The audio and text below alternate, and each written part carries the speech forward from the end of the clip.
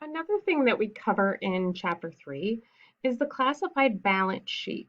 So the classified balance sheet contains the exact same information as the balance sheet that we prepared in Chapter 2.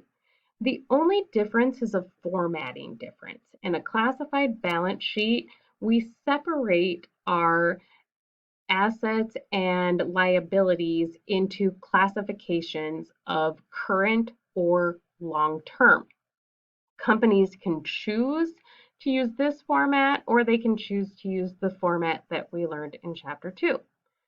So when we separate into current or long-term assets, current assets are those things that we anticipate using up in 1 year or operating cycle or less. So things that we expect to go through or expect to collect on or expect to have to pay within our next operating cycle.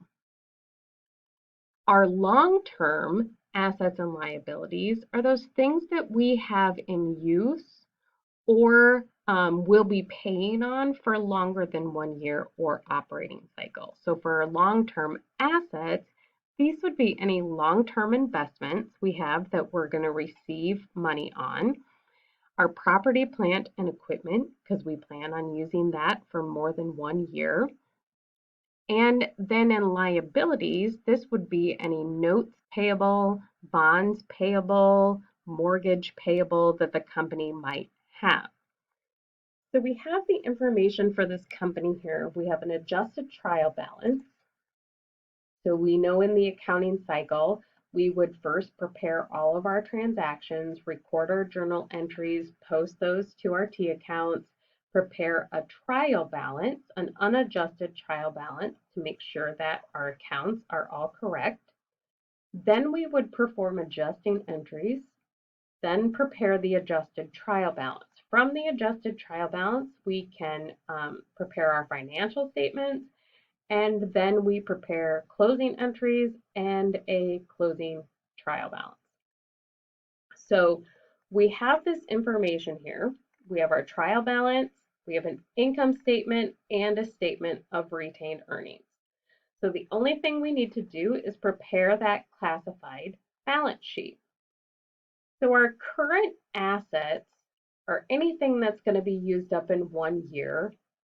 We have cash, accounts receivable, interest receivable, a short-term note, so it tells us that it's a 90-day note, and our supplies account. We plan to use up all of those things on a regular basis. So those are our current assets for this company. We add them together, and that gives us our total current assets for this company. Our long-term assets, we can see that we have a long-term note receivable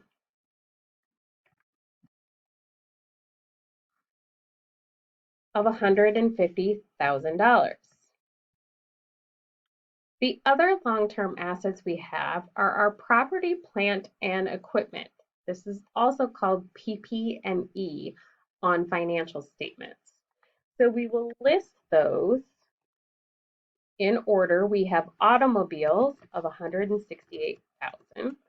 And then we put our contra asset account, accumulated depreciation, autos, and we put that on the balance sheet as a negative number.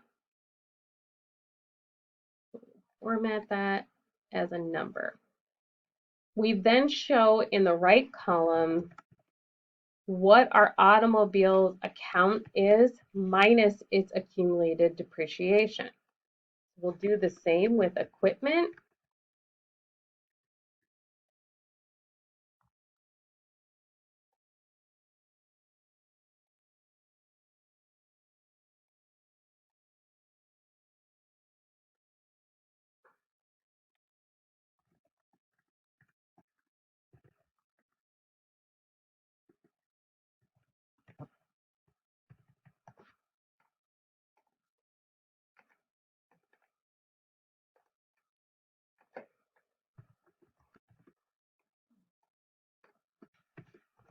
And then the last long-term asset account we have is land. Land is never depreciated.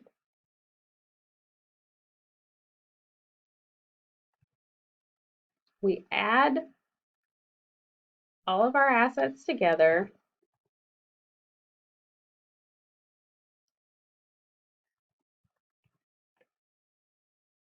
Grabbed one too many account. We add all of our assets together and get our total assets. Then we move into liabilities. Our current liabilities are anything that we plan to pay on or do within the next year. And then we have our long-term notes payable that would be a long-term liability.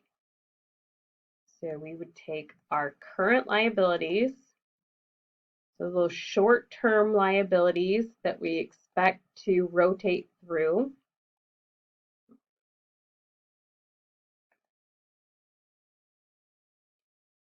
get our total current liabilities.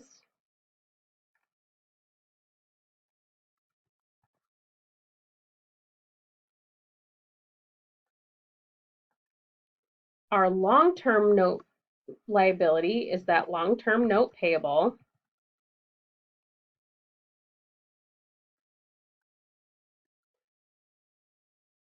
For $138,000.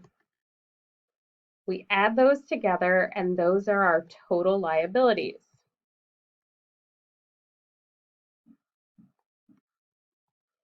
Now all we have left is our equity account. Our equity account is not going to look any different until we go through the equity chapter and talk about the different kinds of stock that companies can own.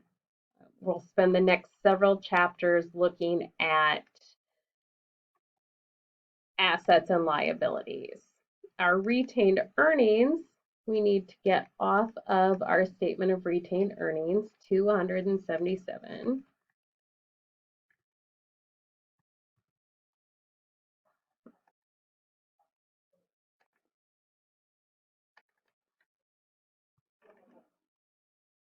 Gives us our total equity.